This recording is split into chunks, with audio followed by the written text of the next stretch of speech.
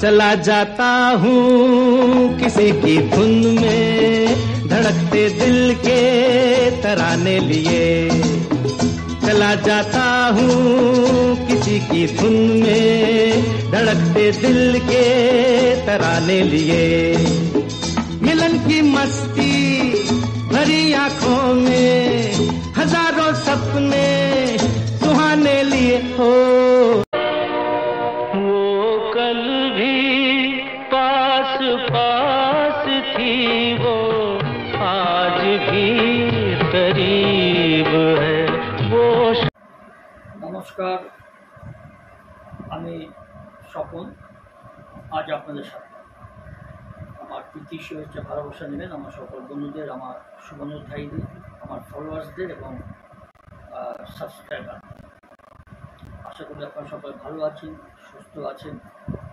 আর এই পুজোর মরশুমে আপনারা ভালো থাকুন, সুস্থ থাকুন, এইটুকু মোটামুটি আমি আশা করি। তো আজকে একটা বিষয় নিয়ে আলোচনা করব, সেটা হচ্ছে যে আপনি ভাবতে পারবেন না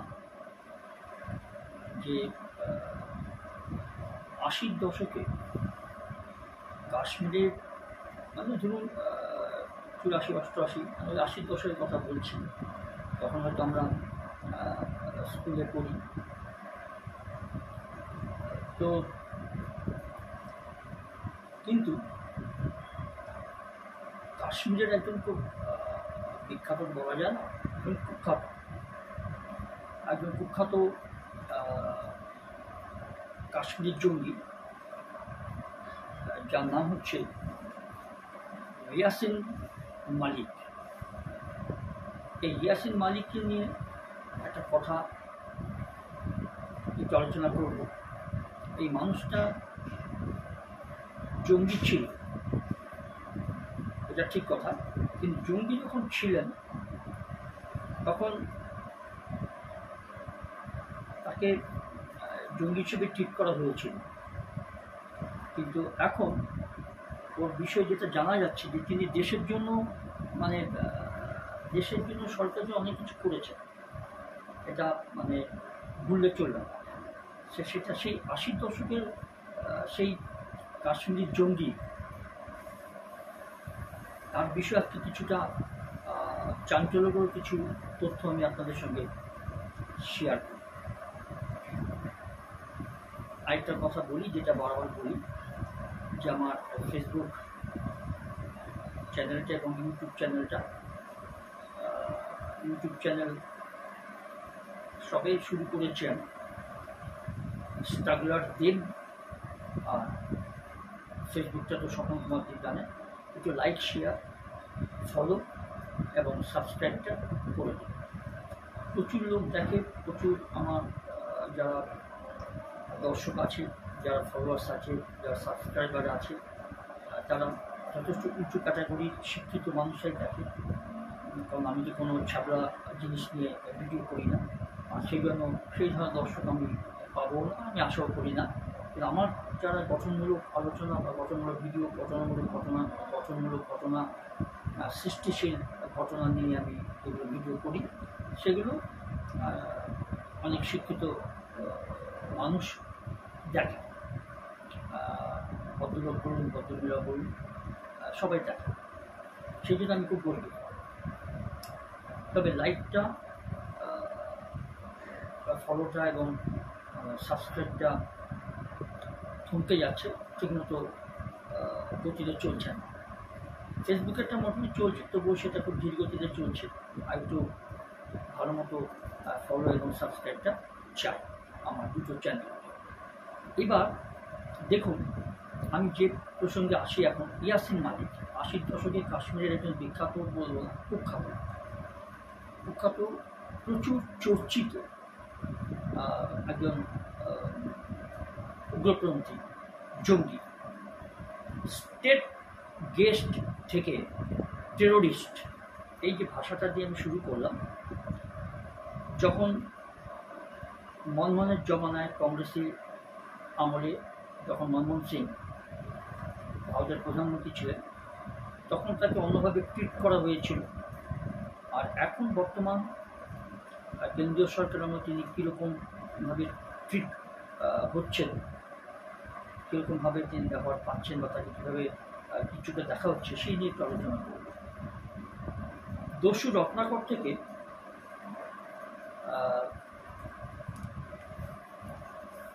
মানে মহর্ষি বলা যায় বাল্মীকি হওয়ার কথা কারোর অজানা নয়। আর তারই ছায়া জম্মু এবং ধরুন কাশ্মীরের বিচ্ছিন্নতাবাদী নেতা ইয়াসিন মালিকের দাখিল করা হলফনামা,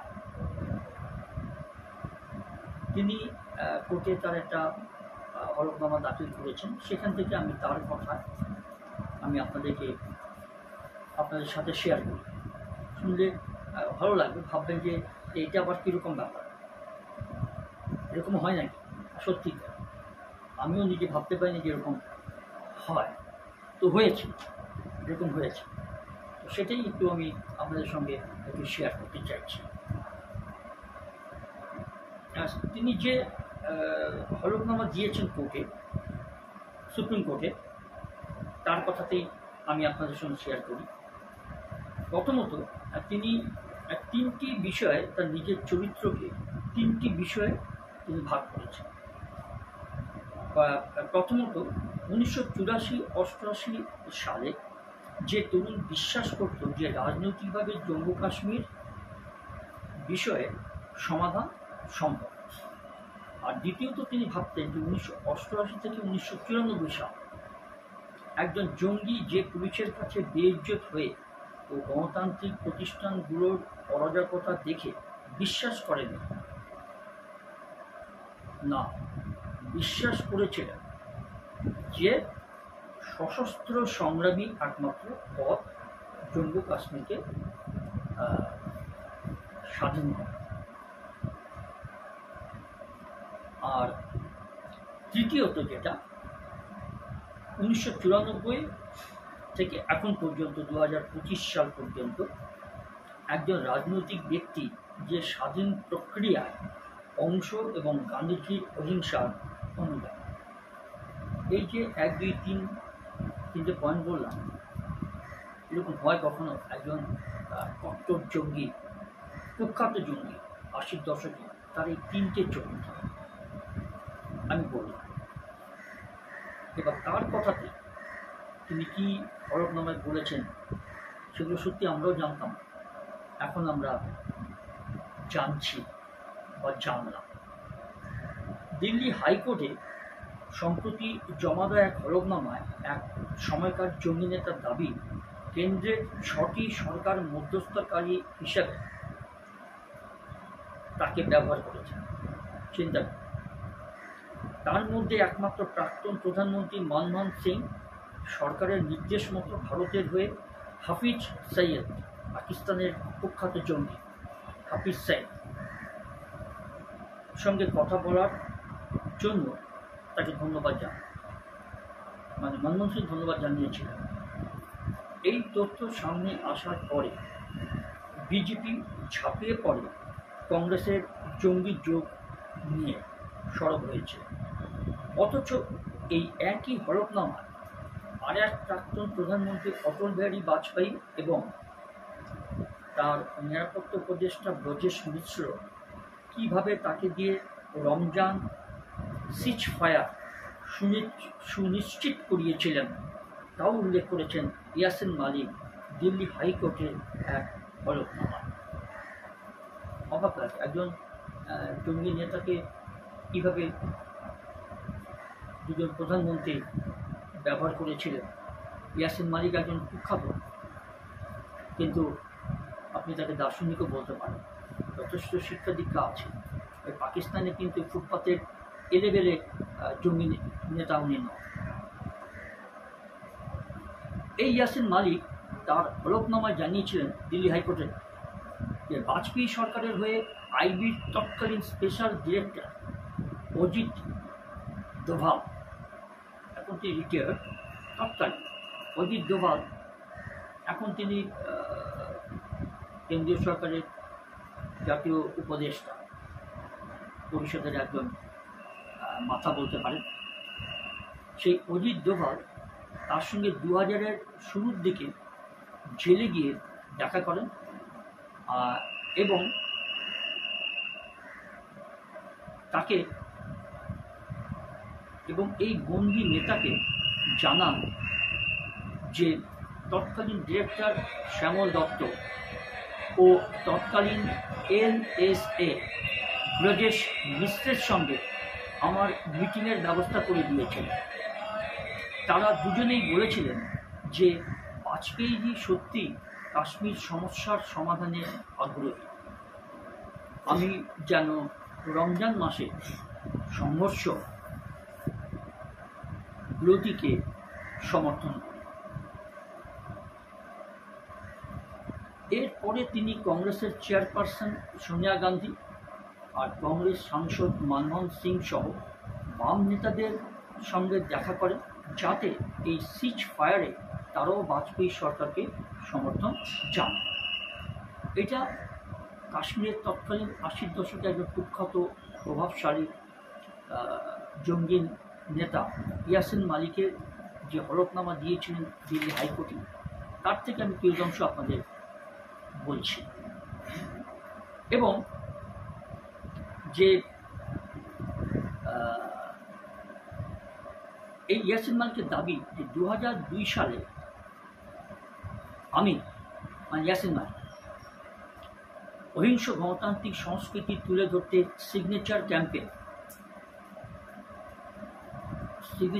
ক্যাম্পেন তিনি শুরু করেছিলেন।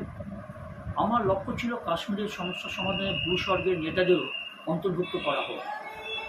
আমি 2.5 বছর ধরে প্রায় 15 লক্ষ সই সংগ্রহ করতে পেরেছিলাম। হলফনামায় আরও জানানো হয়েছে প্রাক্তন প্রধানমন্ত্রী বাজপেয়ী এবং তৎকালীন কেন্দ্রীয় স্বরাষ্ট্রমন্ত্রী লালকৃষ্ণ আদবানি তাকে একটি পাসপোর্ট দিয়েছিলেন 2001 সালে, আর সেই জন্যই তিনি আমেরিকা যেতে পেরেছিলেন এবং বক্তব্য পেশ করেছিলেন এই ইয়াসিন মালিক, তার কথাতে বলছেন। এবং দেখুন, এই কাশ্মীর সমস্যা তার সমাধান নিয়ে তিনি বক্তব্য পেশ করেছিলেন আমেরিকাতে, যে পাসপোর্টটা তিনি পেয়েছিলেন অটল বিহারী বাজপেয়ীর কাছ থেকে। আর তার দাবি যে তৎকালীন সরকার এই সুযোগ দেওয়াতে তিনি আমেরিকার বিদেশ সচিবের সঙ্গে সাক্ষাৎ করতে পেরেছিলেন। দেখুন, ইয়াসিন মালিক একজন জঙ্গি নেতা, কুখ্যাত নেতা। এখনও তিনি হাজতবাসে আছেন। তিনি কিন্তু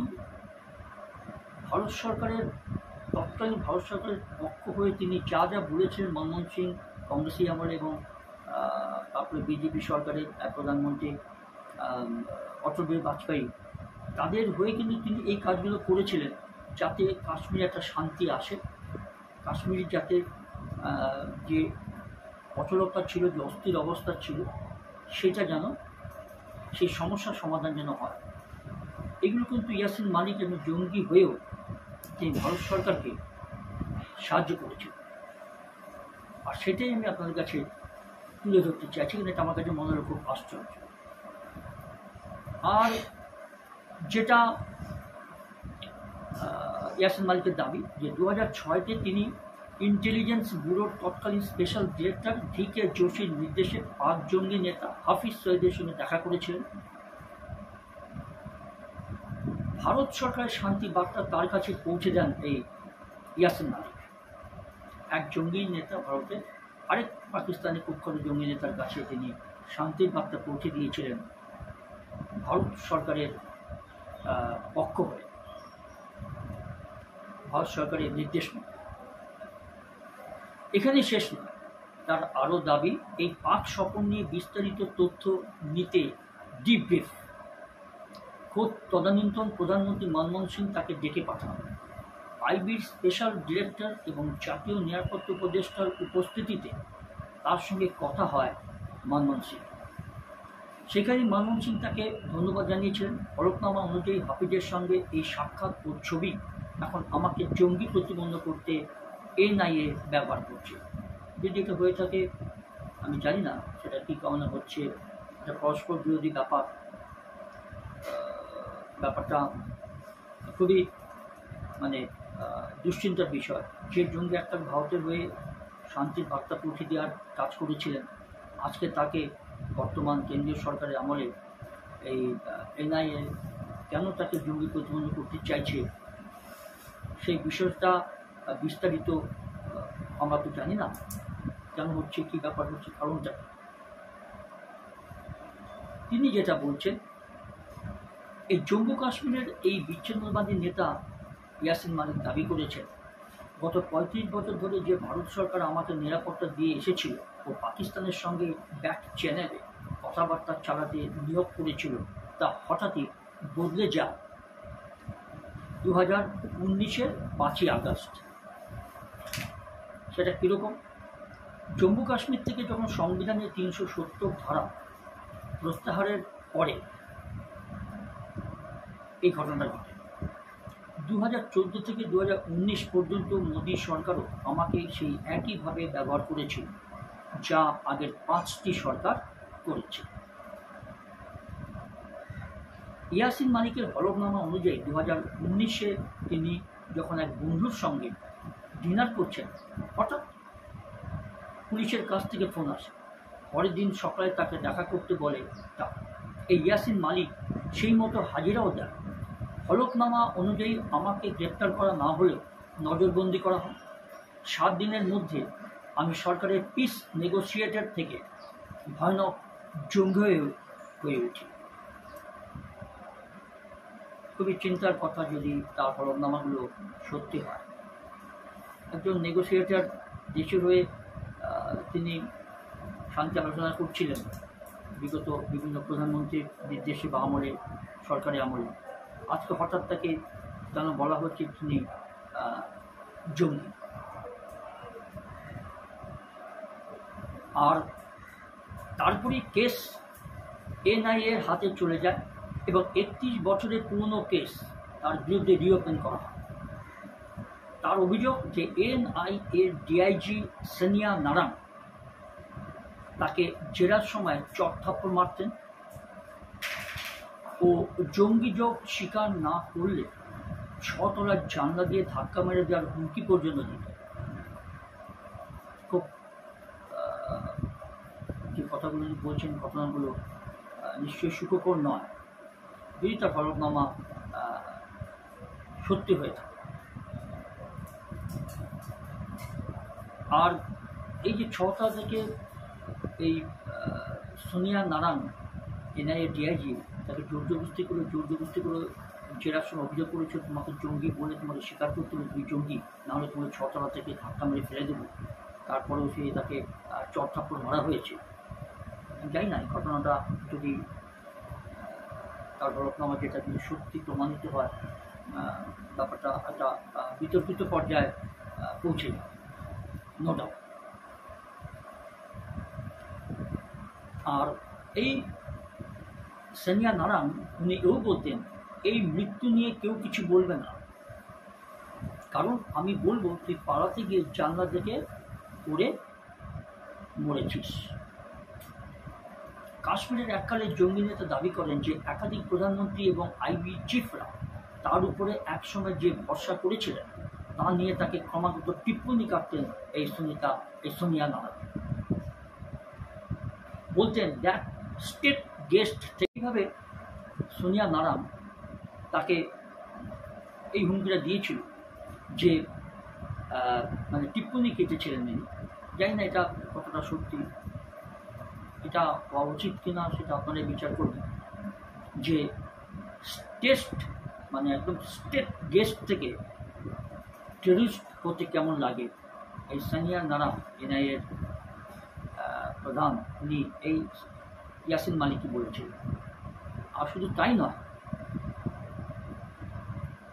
মালিক তার হলফনামা এটাও জানিয়েছেন যে তিহারে তাকে নিরাপত্তার দোহাই দিয়ে সলিটারি সেলে অর্থাৎ একা একটা ছোট্ট কুটুরিতে রাখা হয়েছিল। তার বক্তব্য, আসলে এটা কোনো নিরাপত্তা নয়, মনোবল মানসিক স্থিতি ধ্বংস করার জন্য একটা ছক। আমাকে একটা বই খাতা কাগজকর্ম দেয়নি, আর পরিবারের সঙ্গে দেখা সাক্ষাৎ বন্ধ, দেখা সাক্ষাৎ করতে দেওয়া হয়। অসুস্থতা সত্ত্বেও বহুদিন শুরু হয়নি তার কোনো চিকিৎসা। জানি না উনি যেটা বলছেন এটা কতটা ঠিক, কেন এরকম পরস্পর বিরোধী কাজ হয়েছে সেটা খুব বিতর্কিত ব্যাপার, খুব চিন্তার বিষয়। আমি জানি না ব্যাপারটা নিশ্চয়ই এটা পরবর্তীকালে সত্য মিথ্যা যাচাই হবে। আরেকটা কথা যে ইয়াসিন মালিক বলছেন যে পাশাপাশি তার বিরুদ্ধে যে কাশ্মীরি পণ্ডিতদের গণহত্যা এবং মহিলাদের ধর্ষণের অভিযোগ রয়েছে তাও তিনি অস্বীকার করেছেন যে তিনি এইগুলো করেন। বরং তার দাবি যে কাশ্মীরি পণ্ডিতদের যে নির্মমভাবে হত্যা করা হয়েছিল তার বিরুদ্ধে আমি প্রতিবাদ জানিয়েছি। ইয়াসিন মালিকের কথা। কিন্তু NIA কেন্দ্রীয় সরকারের এক তদন্তকারী সংস্থা, তারা কিন্তু মরিয়া হয়ে এসব করছে, তাকে জঙ্গি প্রতিপন্ন করে তাকে একটা চূড়ান্ত শাস্তির দিকে নিয়ে যাওয়ার চেষ্টা করছে। এটা ইয়াসিন মালিক তার হলফনামায় এই কথাগুলো তিনি বলেছেন। এবং দেখুন ব্যাপারটা কীরকম একটা পরস্পর বিরোধী। জানি না এটা নিয়ে কতটা সত্যতা আছে, পরবর্তীকালে এগুলো হয়তো আলোচনা হবে। আরেকটা কথা দেখুন যে মালিকের যাবজ্জীবনের বদলে মৃত্যুদণ্ড চেয়ে দিল্লি হাইকোর্টে আপিল করেছে জাতীয় তদন্তকারী সংস্থা NIA। এটাও তিনি বলছেন 3 দশকের বেশি সময় ধরে সরকারকে সাহায্য করার ফল যদি মৃত্যুদণ্ডই হয় তা আমি মাথা পেতে নেব। ইয়াসিন মালিক বলছেন। আর সরকার যদি আমার ভূমিকা ও সংযোগ অস্বীকার করতে চায় তাও স্বাভাবিক। আমি হাসি মুখেই ফাঁসির মঞ্চে যাব। গান্ধীর দেশে অহিংসার আর কোনো মূল্য এখন নেই। তাই আমি আর কোনো খেদের মধ্যে নেই, মানে আমার কোনো আফসোস নেই। এতদিন আমি 5 দশক আমি কেন্দ্রীয় সরকার বিভিন্ন প্রধানমন্ত্রীর নির্দেশ পালন করে এসেছি দেশের স্বার্থে, যাতে কাশ্মীরে একটা স্থিতাবস্থা আসে বা বিভিন্ন রকম জঙ্গি গোষ্ঠী যাতে আক্রমণ থেকে বিরত থাকে। তারপর যদি আমাকে জঙ্গি তকমা দিয়ে আমাকে প্রতিপন্ন করা হয় যে আমি একজন জঙ্গি এবং যাবজ্জীবন কারাদণ্ড আমাকে দেওয়া হয়েছে, তার থেকে আমাকে মৃত্যুদণ্ডের আদেশ দেওয়া হোক, এরকম যদি NIA দিল্লি হাইকোর্টে আপিল করে থাকে, কতটা সত্যি কতটা মিথ্যা জানে না। এই রিপোর্টটা বেরিয়ে এসছে এবং তিনি সেটা তার হলফনামায় বলেছেন। যদি সত্যি হয় তাহলে তিনি তো দেশের হয়ে মোটামুটি কাজটা মঙ্গলজনকভাবেই করেছেন, তার উদ্দেশ্য তাই ছিল বলা যেতে পারে। তাই তিনি বলছেন যে আমি যখন এত সাহায্য করলাম কেন্দ্রীয় সরকারকে, এখন তার ফল হচ্ছে আমাকে জঙ্গি হিসেবে ফাঁসির মঞ্চে ফাঁসির কাঠে ঝোলাতে চাইছে। তাই যদি আমার মূল্য হয়, পুরস্কার হয়, তাই হোক, তাতে আমার কোনো ক্ষেত নেই। এটাই হচ্ছে আপনাদের শেয়ার করলাম 80 দশকের একজন কুখ্যাত কাশ্মীর জঙ্গি নেতা ইয়াসিন মালিকের বক্তব্য এবং তার কার্যকলাপ, তিনি কী করেছেন সেই 80 দশক থেকে আজ পর্যন্ত এই দীর্ঘ জার্নিতে। আজ এইটুকু। ভালো থাকবেন, সুস্থ থাকবেন।